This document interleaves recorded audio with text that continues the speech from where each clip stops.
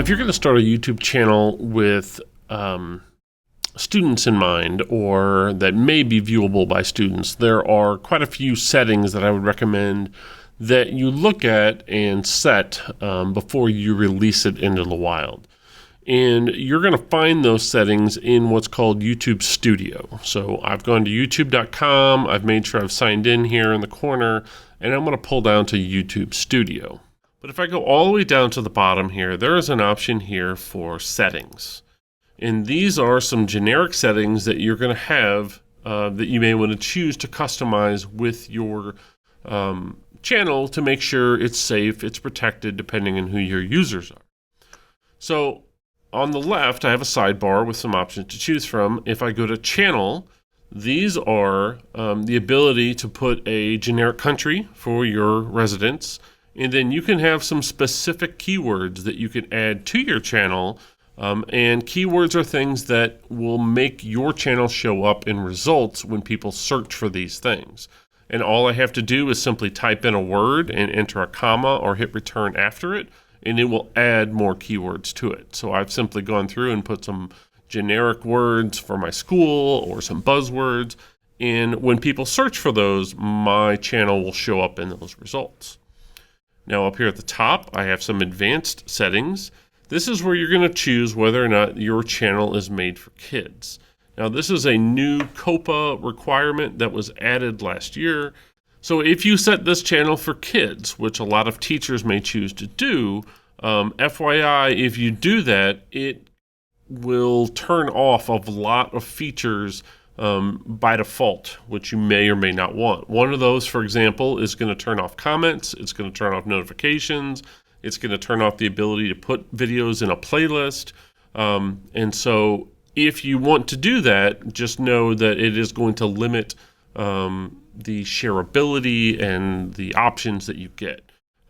You can set the entire channel is not made for kids, meaning that it won't set those settings for you automatically, or you can say, hey, ask me every single time, and it will set that if you want. There's also an option down here in captions where you can say don't show potentially inappropriate words.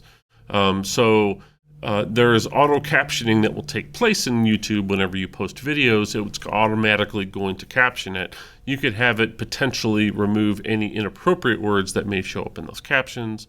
You can choose whether or not you want the public to see how many people are subscribed.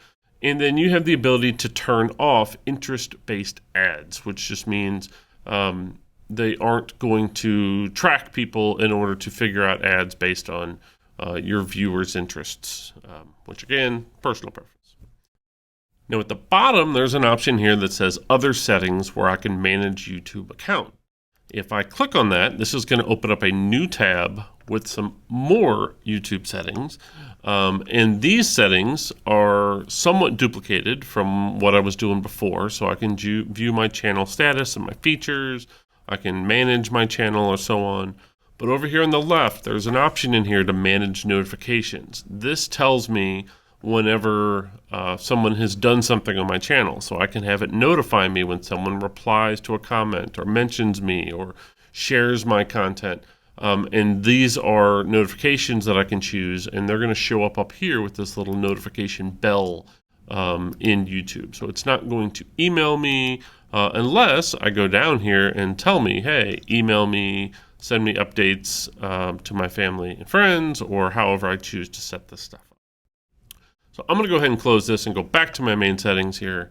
And then the last tab in this settings box that, again, was over here in the left sidebar is feature eligibility. And this is a biggie. So by default, it gives me the ability to upload videos. That has been enabled. Pretty much everyone gets that. But if you want to be able to upload videos that are over 15 minutes long, then I have to go under intermediate features and I have to go ahead and verify a phone number. So you have to give them a cell phone number. They will send you a text message. You verify that information, and then they will turn off the 15-minute limit. That gives you the ability to post videos over 15 minutes long. You can create custom thumbnails for your videos, and you can do live streaming if you wanted to do things on YouTube Live. The other options you get here are under advanced features. If I go into here, this gives you a few other options. The biggest of which is there are no limits as to how many videos you can upload a day when you have these enabled. Now, back in settings, a couple other things to point out. There's the ability to do what are called upload defaults.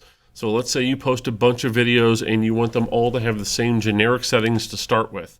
This just simply saves you a few clicks when you're setting up your account.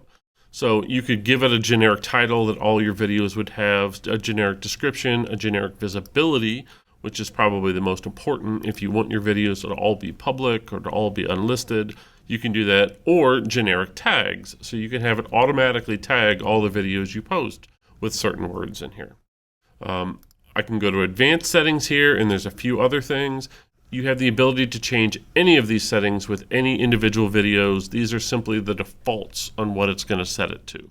So I can tell it to do just a standard YouTube license or a Creative Commons license, depending on how where your videos are coming from. I can choose a category for my videos, a language, any caption certification, if these were things that were coming off the television, stuff like that.